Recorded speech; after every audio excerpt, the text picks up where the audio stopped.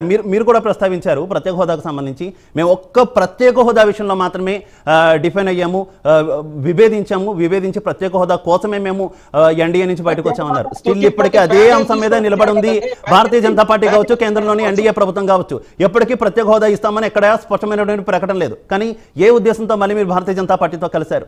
ఏ అంశంతో అయితే విభేదించారో మళ్ళీ ఆ అంశం మీకు ఏమైనా నెరవేరినటువంటి పరిస్థితి ఉందా? ఆంధ్ర రాష్ట్రానికి సంబంధించినటువంటి విషయానికి సంబంధించి, ఆంధ్ర రాష్ట్ర భవిష్యత్తుకు సంబంధించి ఒక విజన్ ఉన్న నాయకుడు మా నాయకుడు. ఖచ్చితంగా ఆంధ్రప్రదేశ్కి కావాల్సినటువంటి కేంద్రం నుంచి మనకు హక్కుగా రావాల్సిన అన్నిటిని కూడా ఖచ్చితంగా ఎన్డీఏ కూటమి రేపు నెరవేర్చబోతా ఉందని స్వయంగా ప్రధానమంత్రి గారు చెప్పారు. అది ప్రత్యేక హోదా రూపంలో వస్తుందా లేదు ఇంకొక రూపంలో వస్తుందా అనేది కాదు, కానీ ఆంధ్రప్రదేశ్ కి ఉపయోగపడేటువంటి, లబ్ధి పొందేటువంటి, యువతకి ఉపాధి కలిగేటువంటి వ్యవహారం ఖచ్చితంగా జరిగింది. ఖచ్చితంగా రాబోయే రోజుల్లో ఉద్యోగస్తులకి నెల జీతం 1వ తేదీన వస్తుంది, నెల పెన్షన్ 1వ తేదీ వస్తుంది. ఖచ్చితంగా నిరుద్యోగులకి ఉపాధి కలిగిద్ది.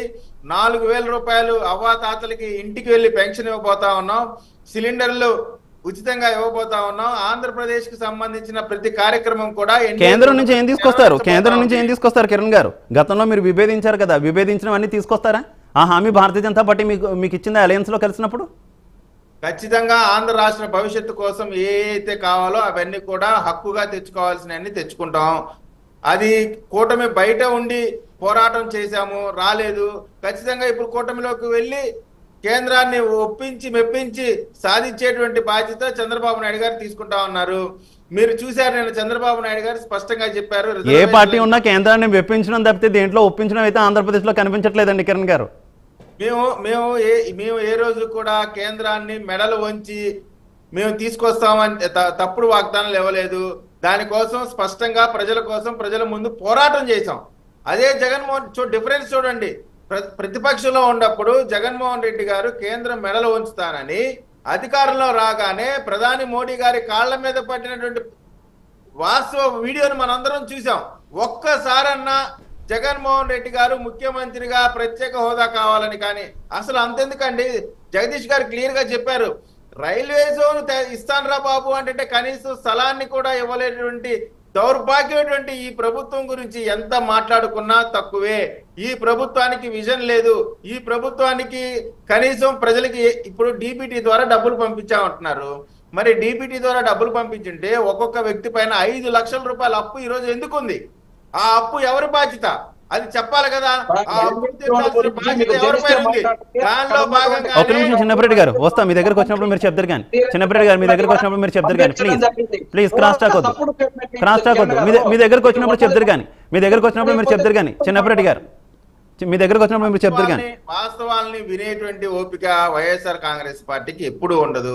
అది చిన్న నాయకుడి దగ్గర నుంచి పెద్ద నాయకుడి దాకా బుల్డోజ్ చేసుకుని వెళ్ళిపోయి రాజకీయ లబ్ధి పొందేటువంటి పరిస్థితి మనం గతం నుంచి చూస్తాం. వీళ్ళు కొనసాగిస్తూనే ఉంటారు.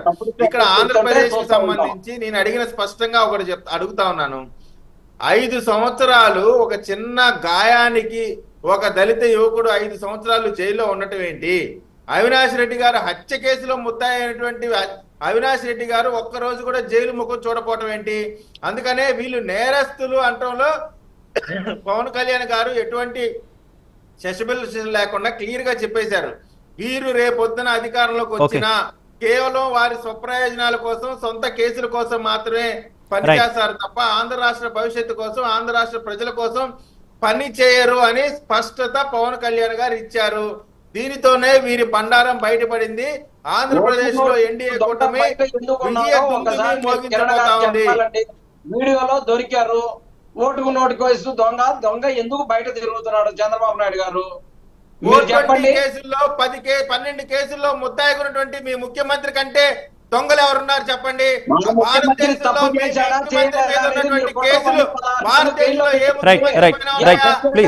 ప్లీజ్ ఒకరి మీద ఒక ఆరోపణ. చిన్నప్పరెడ్డి గారు కిరణ్ గారు ఒక్క నిమిషం. చిన్నప్పరెడ్డి గారు కిరణ్ గారు